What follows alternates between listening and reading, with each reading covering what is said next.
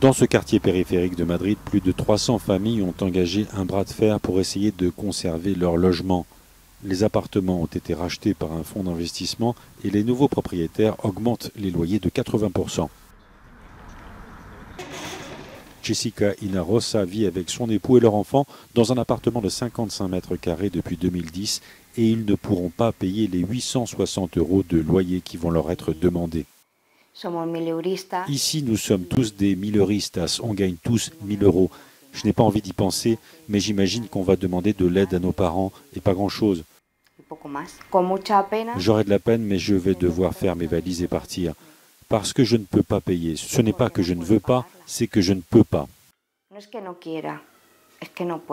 Selon la Banque centrale espagnole, les loyers ont augmenté de 50% au cours des 5 dernières années. Le chômage et les bas salaires rendent la location d'un appartement impossible, surtout parmi les jeunes et les retraités.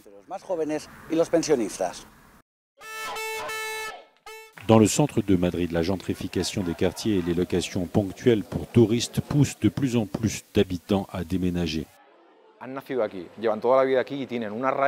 Ils sont nés ici, ils y ont passé toute leur vie, ils y ont leurs racines, leurs médecins, leur réseau, leur lieu de culte et ils doivent s'exiler.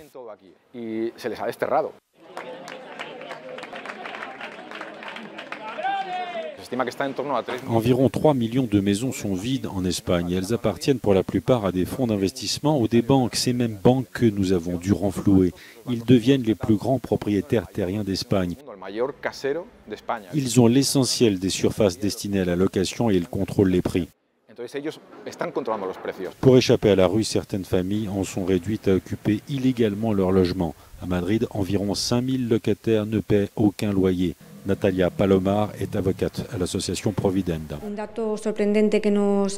Selon nos informations aujourd'hui, un grand nombre de mères célibataires avec de jeunes enfants occupent illégalement les logements où elles vivent. Comme à Berlin et New York, des activistes appellent les autorités municipales et le gouvernement à prendre des mesures pour réguler les loyers. Le Premier ministre par intérim Pedro Sánchez a promis de mettre en place un nouveau parc de logements sociaux à partir d'appartements qui sont maintenant vides.